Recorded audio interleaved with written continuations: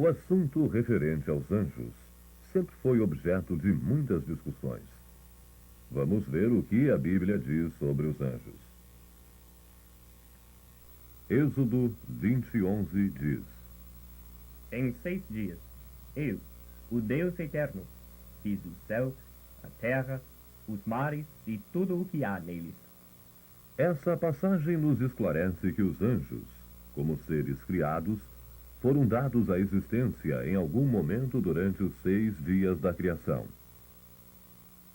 Gênesis 1:31 acrescenta: E Deus viu que tudo o que havia feito era muito bom. Em outras palavras, o diabo e seus ajudantes não eram demônios quando Deus os criou. Tornaram-se maus mais tarde. Vamos rapidamente olhar para algumas outras passagens que dão informações adicionais sobre os anjos. Hebreus 1:14 ensina: Então, o que são os anjos? Todos eles são espíritos que servem a Deus e são mandados para ajudar os que vão receber a salvação.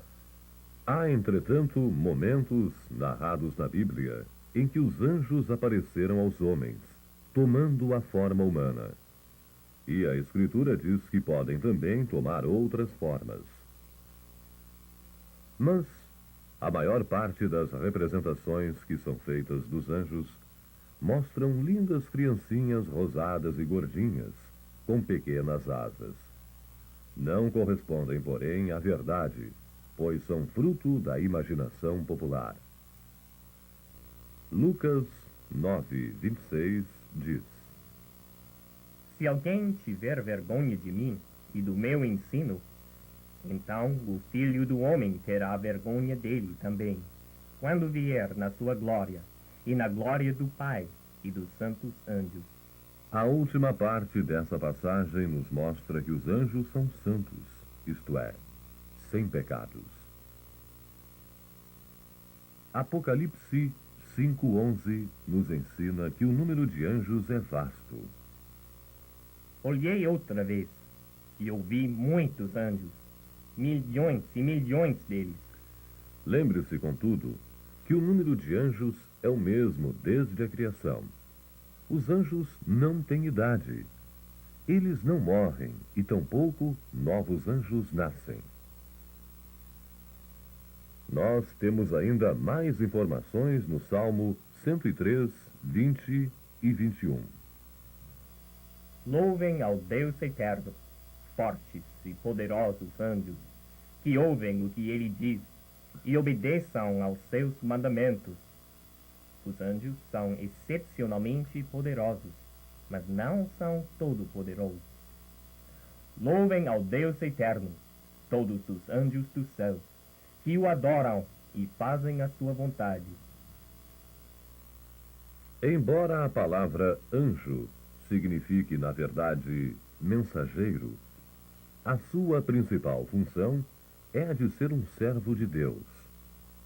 As duas passagens seguintes indicam que esses anjos bons servem especialmente para cuidar dos crentes.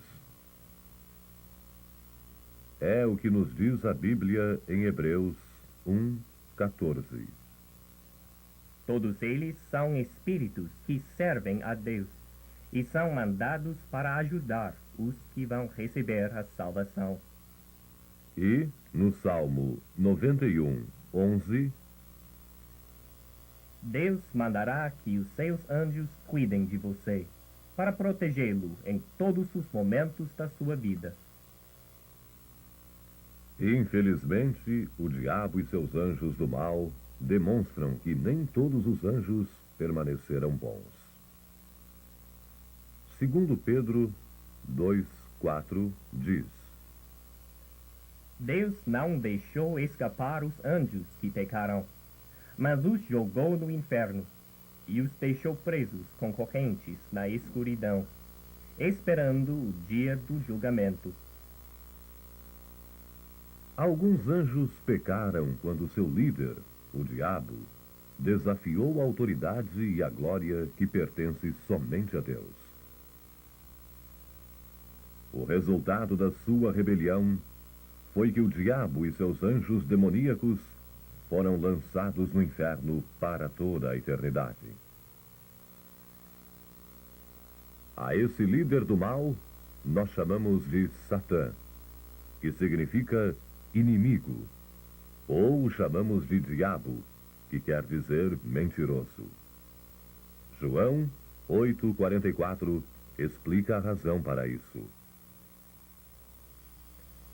Quando o diabo mente, está apenas fazendo o que é o seu costume, pois é mentiroso e pai de todas as mentiras.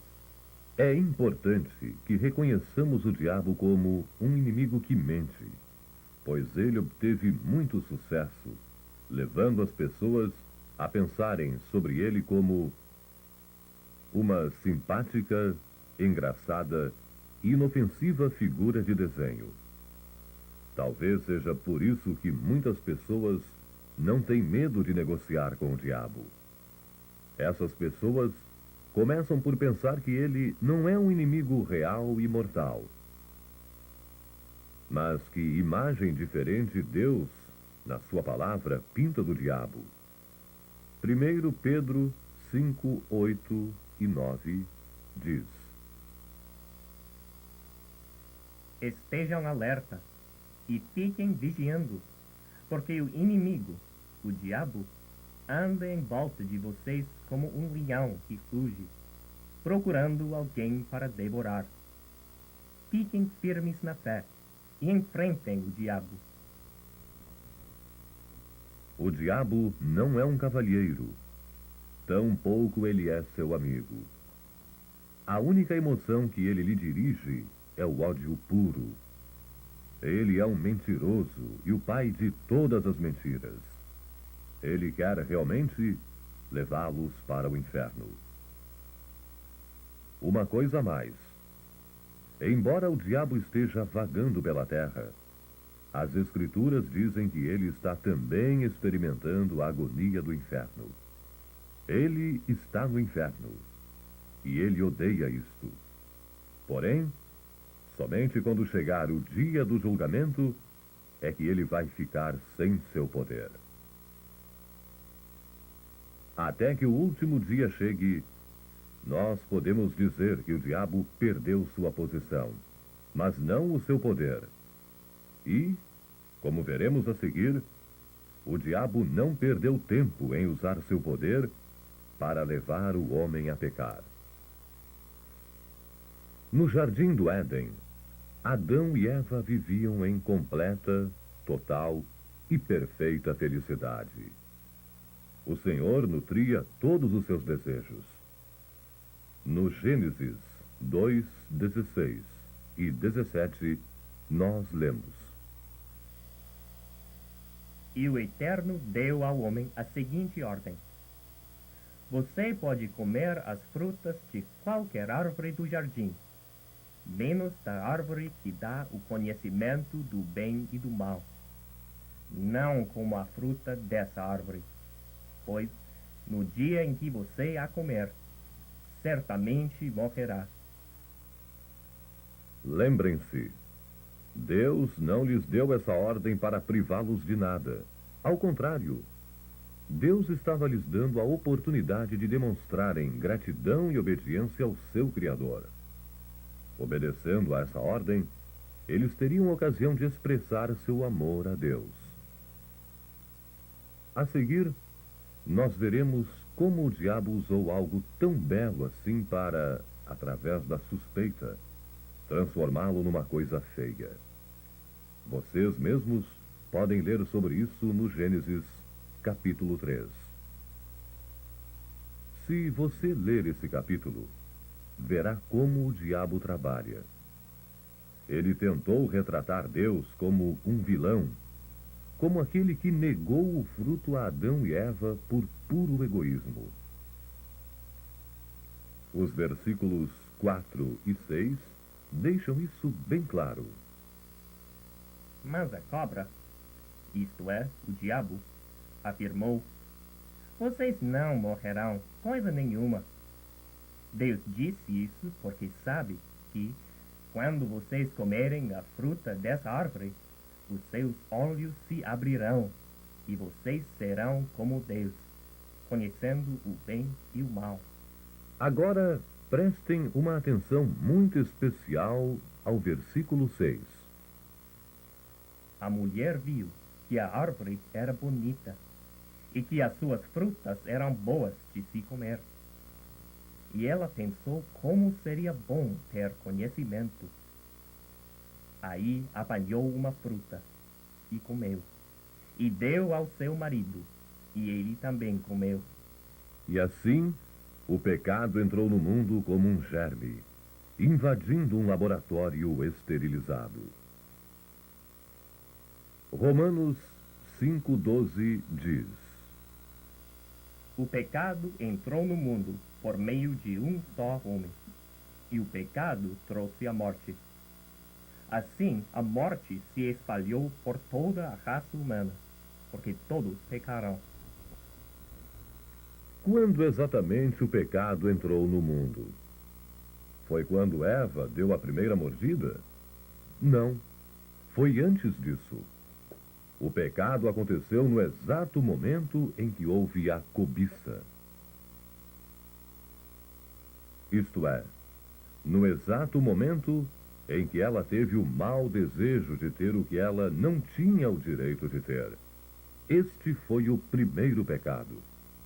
Mas o que é o pecado? Pecado é qualquer desobediência à lei de Deus, tanto em pensamento, palavra, como em ações. 1 João 3,4 diz: Quem peca é culpado de quebrar a lei de Deus, porque o pecado é a quebra da lei. Deus nos diz para fazer alguma coisa, e nós imediatamente pensamos, ou até mesmo dizemos: não, não quero.